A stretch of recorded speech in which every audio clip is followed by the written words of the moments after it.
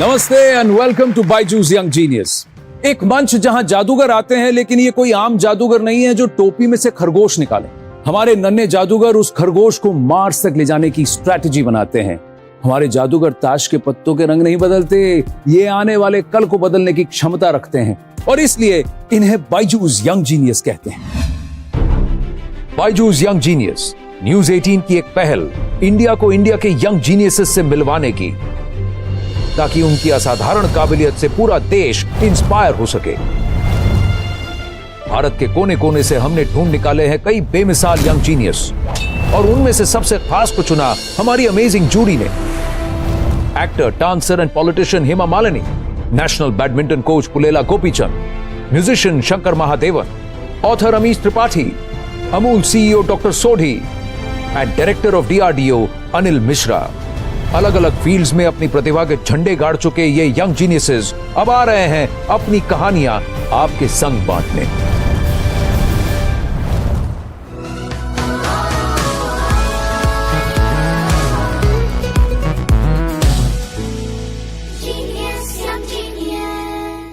आज की हमारी पहली यंग जीनियस बड़ी तूफानी है। बेखौफ समुद्र की लहरों पर खेलना इनकी निशानी है। National champion in windsurfing and N S national skiff sailor, प्रधानमंत्री बाल पुरस्कार अवार्ड की विजेता, गोवा की शान, ये है 15 साल की Perl कोलवलकर।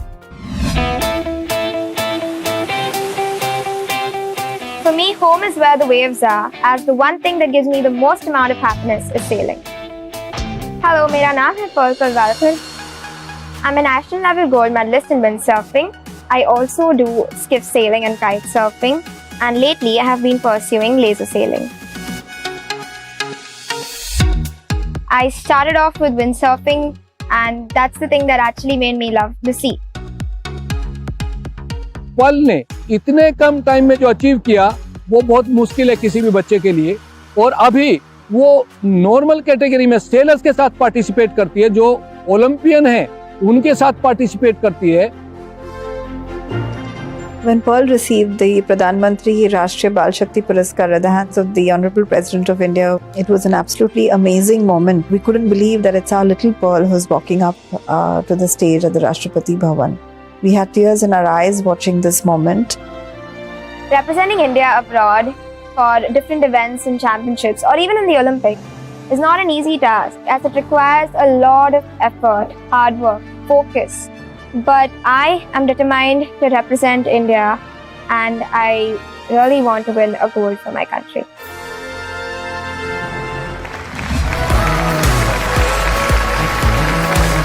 Hi Pearl, Hey. So good to meet you. आइए बैठिए आप। एक काम करते हैं, मैं भी अभी आपके साथ ही बैठता हूँ। अब ये स्किफ सेलिंग क्या होता है, लेजर सेलिंग क्या होता है, ये सब भाई मुझे नहीं मालूम है, तो हम ABCD से ही शुरू करेंगे। ठीक है। तो आपको जो तस्वीरें आएंगी आप सबको समझाइए और बताइए।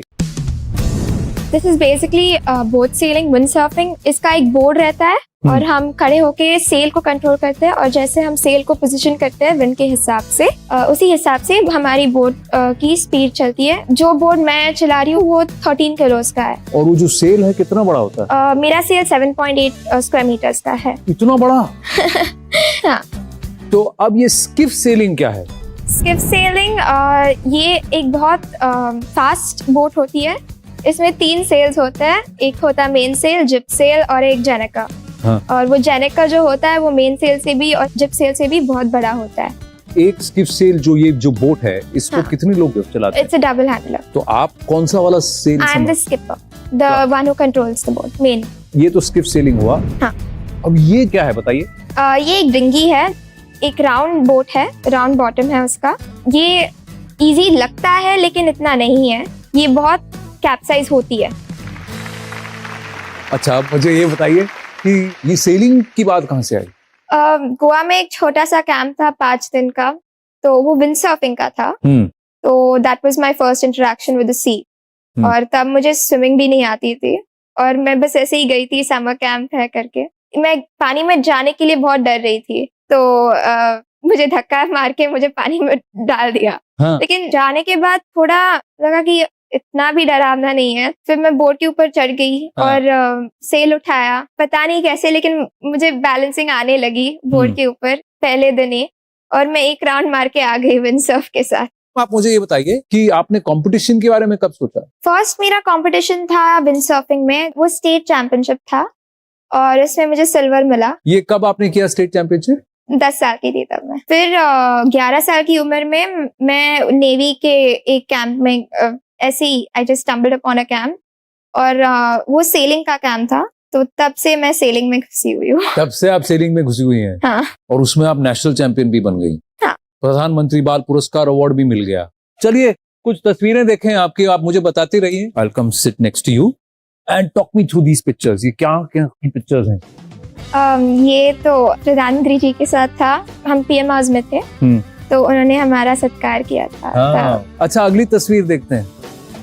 ये तो नेत्रा कमलन करंट हाँ। ओलंपियन के साथ था। इसी सितंबर में उन्होंने गोल्ड लिया था और मैंने सिल्वर। तो उनके साथ सेल करके बहुत अच्छा लगा क्योंकि मुझे बहुत सीखने को मिला उनसे, उनको देखकर। एक्सपीरियंस है ना बहुत। हाँ। और मैं वापस वहां आता हूँ, फिर नेत्रा जी के बारे में बात करते हैं। आप मुझे विस्तार से बताइए, नेत्रा जी से आपने क्या सीखा? उनका जो सेलिंग का टेक्निक है वो बहुत अच्छा है, उनको देखकर बहुत नई चीजें सीखने को मिली। डर नहीं लगा कि इतनी नेशनल लेवल की खिलाड़ी हैं, ओलंपिक्स में जा रही हैं? पानी में जब हम जाते हैं तब हम बाकी बोट्स को बस बोट्स की तरह देखते हैं, हम ऐसे नहीं देखते कि कौन है, ये है, वो है। एक बार पानी में उतर गए तो सब सारे बराबर। हाँ।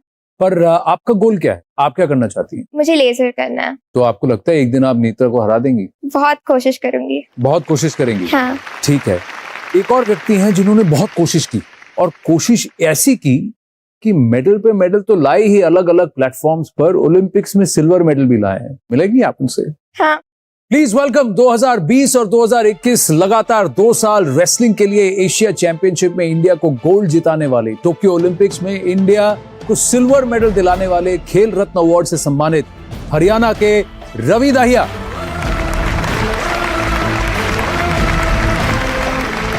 Thank you. आइए बैठिए। तो रवि, ये पर्ल है, पर्ल कोलवलकर। और पर्ल, आप तो इनको जानती हैं, Ravi Dahiya Olympic silver medalist. Excited to meet you? Very. Very. आप तो अखाड़ा में कुश्ती लड़ते हैं, ये समुद्र में कुश्ती लड़ती है लहरों से। इनका ख्वाब है कि पेरिस में भारत के लिए वो सेलिंग करें।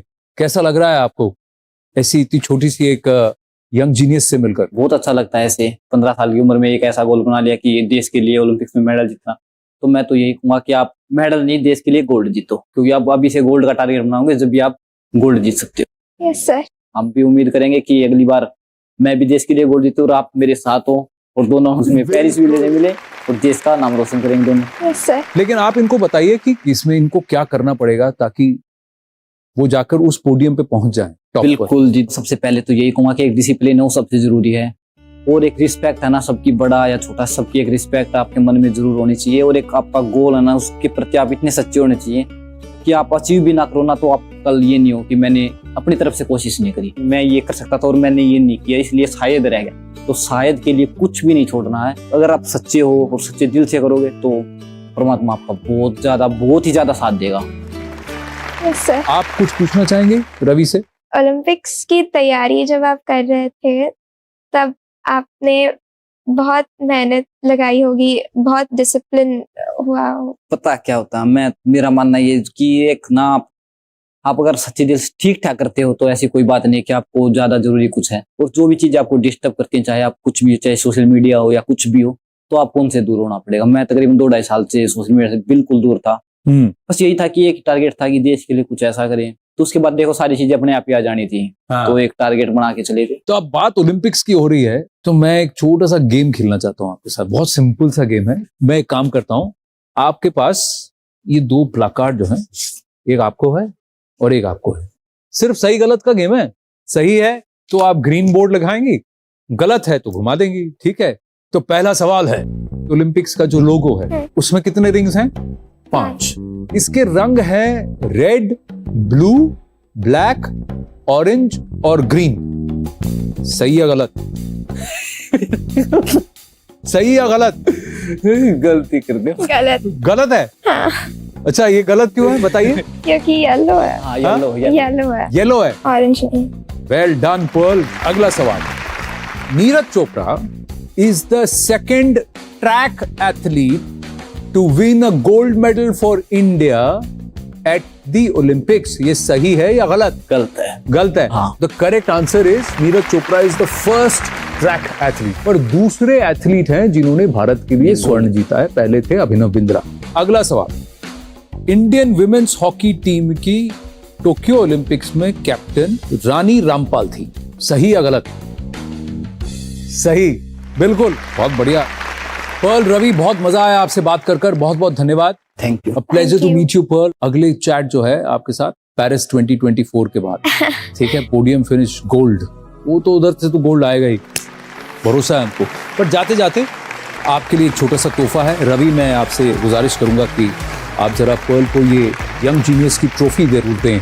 और इसी के साथ पर्ल, आपको मिला है बायजूस की तरफ से 1 साल का subscription to the Byju's online learning program. Ravi, Pearl, thank you very very much for joining us on Byju's young genius. बहुत बहुत धन्यवाद Ravi. Thank you. Thank you. Thank you. Welcome back to Byju's young genius. हमारे नेक्स्ट जीनियस एक data scientist हैं। Data scientist title से ही बड़ा और मुश्किल काम सुनाई देता है, और इस बड़ी और मुश्किल जिम्मेदारी को सिर्फ 14 साल की उम्र में संभालते हैं हमारे अगले यंग जीनियस। आर्टिफिशियल इंटेलिजेंस के जरिए एग्रीकल्चरल प्रॉब्लम्स को सॉल्व करते हैं। ये हैं हैदराबाद के सिद्धार्थ पिल्ली। Hi, I'm Siddharth Pilli. I'm from Hyderabad and I'm currently working as a data scientist. I don't see Siddharth as a 14-year-old. I value his decision making. I value his suggestions. So he's almost like any other team member to me now. We tend to use data to solve problems in the domains. These might include on, let's say, classifying if a person has cancer or not, or trying to understand, let's say, the next few days of the weather prediction, or even also predicting if a traffic jam will be at this certain part of the day. I'm also working as an intern at IIT Hyderabad, and my work here involves of using state-of-the-art deep learning and computer vision models to solve problems in the field of agriculture. Whatever Siddharth has achieved at 14 years of age, it took me years to get there. I wish to make an AI someday that will revolutionize the thinking, the practicality of the way we solve things around the world.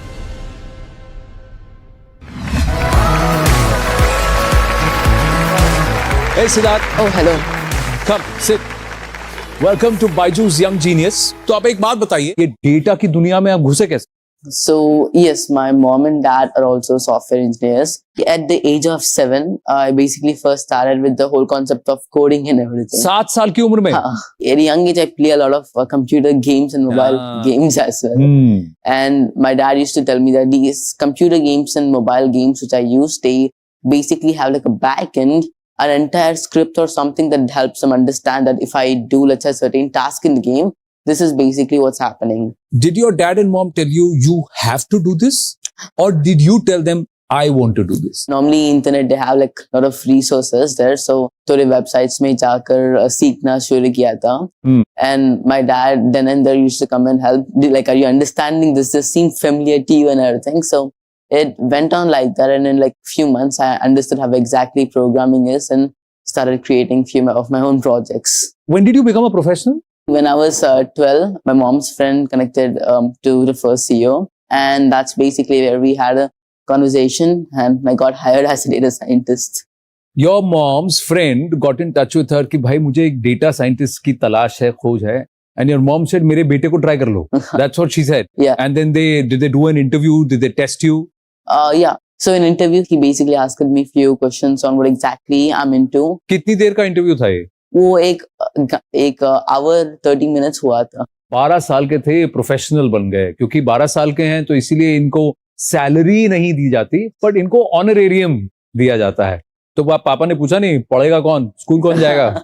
Actually, पापा ने पूछा था। पूछा था? हाँ. क्या पूछा? Studies, you have to continue. There's no way you're going to escape out of this. He said that as like, of course, I'm going to do studies as well. तो इसलिए हमने क्या किया थी, just end of the day 3 hours में work करता हूँ और entire day school पर जाता हूँ. तो 3 घंटा, but 6 days a week or 5 days a week? 5 days a week. 5 days, यानी सैटरडे संडे छुट्टी है भैया। हाँ. और क्या करते हैं? और मैं IIT में भी internship कर रहा हूँ. अरे बाप रे बाप, 14 साल की उम्र में भाई साहब स्कूल भी जा रहे हैं, काम भी कर रहे हैं, सीख भी रहे हैं और आईआईटी में रिसर्च कर रहे हैं। हाँ, क्या रिसर्च कर रहे हैं आप? सो IIT हैदराबाद के साथ मैंने एग्रीकल्चर में प्रोजेक्ट्स किया था। इसका नाम है ऑटोमेटिक लीफ काउंटिंग। बेसिकली हमको 2000 प्लस और लाइक 5000 डेटा मिलती है डिफरेंट टाइप्स ऑफ प्लांट्स की। इस डेटा से हम how many leaves are in a plant को प्रेडिक्ट करना है, ये चैलेंज बेसिकली है। This work can be used by the plant scientist where they can understand this growth status of a plant and also how well the plant is doing, and it can be again then translated to farmers. But do you play anything to sharpen your mind? Iterations, moves, logic? So I would say I play some chess as well. You play chess? Yes. तो मेरे कुछ favourite players हैं chess में। एक तो विश्वनाथन आनंद, वो तो benchmark हैं। और एक और खिलाड़ी हैं जिनको मैं एक यंग जीनियस मानता हूँ।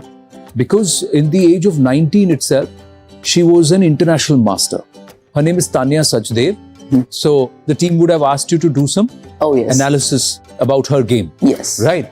So I want you to take our viewers through what you have done. तो मैं आपके बगल में आके बैठ जाऊं? आप मुझे बताएंगे? ठीक है। अब मुझे बताइए, take me through. Tanya Sachdev का एनालिटिक्स है। So this is the total number of matches that she has played till date. Yes. Basically, Tanya Sachdev's total number of matches is 1,356. The winning percentage is a huge highlight. That amount of winning percentages is high and very reliable when it comes to winning any type of match. You think she's good? Definitely. Okay. What more have you seen? We also have another type of data available of the matches she played throughout the years. So if you see here, we can see her first match was in 1995. And then as we see, she basically exponentially grew higher and higher and above. Yeah. So the peak is somewhere around 2008. Yes. Where she's played a lot of matches. Yes. So in 2008, she played almost 140 plus matches as well. And this is when she has a huge career peak when getting many sponsorships and also getting to play many more matches as well. और कोई data point है जो आपने analyse किया है इनका? हाँ, मैंने also a number of matches she has also won भी analyze कर दिया था. If we see in the 2008, because she played many games in that part of time, she played almost 140 plus matches as well. Out of 140, she has won at least nearly 50 matches. Yes. इसमें और लेकिन अगर आप 2019 में भी देखें तो 80 matches उन्होंने खेले जिसमें से उन्होंने 40 में जीत हासिल की. And also the thing is, Tanya Sachdev is making the next few comebacks as well by playing in more matches. So that's why if we see, I think by start of 2022, she might break her previous 2008 record as well. You also looked at how she plays with black and how she plays with white? Yes, actually, this type of data is also available to us. And if we see here, she has a very good performance when she played with white. So I'm guessing when you play the first match, I guess you can already draw a good outline of how exactly you want to start. She plays with white and she's attacking, she's winning more. And when she's playing defense, it drops down to 33%. Yes. So now that you've shared this with me, are you okay if I share this with Tanya? Oh, yes, I would say. You'll be happy to share with us with her? Yes, definitely. So let's do that right now. Oh, Tanya Sachdev. Oh, yes, hello.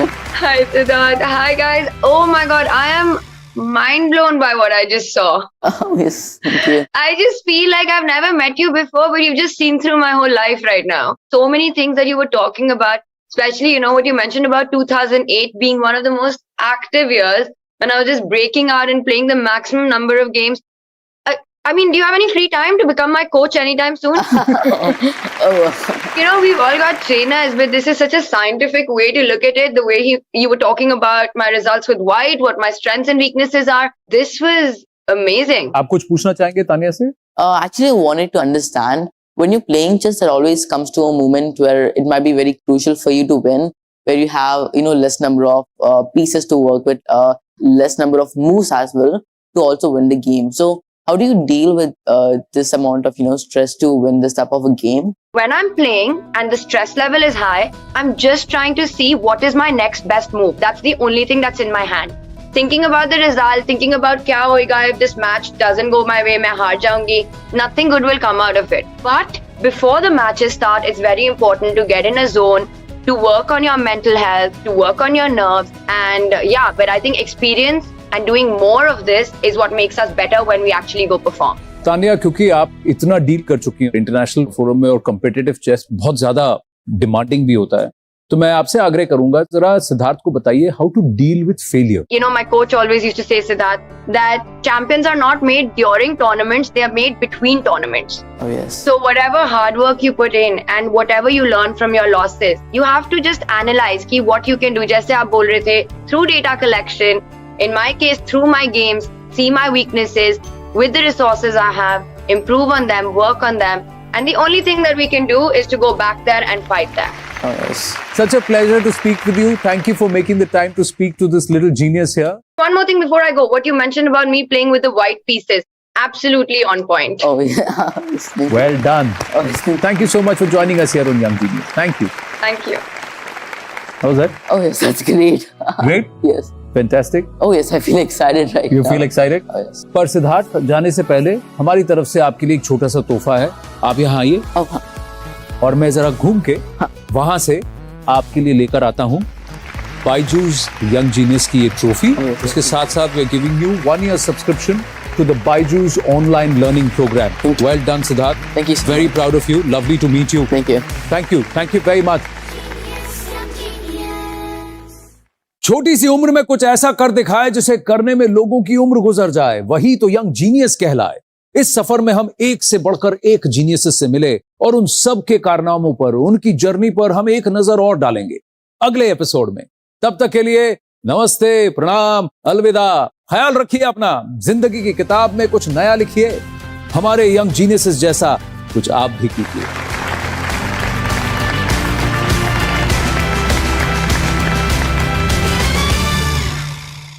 Genius सिर्फ श्रेष्ठ नहीं, सर्वश्रेष्ठ होते हैं.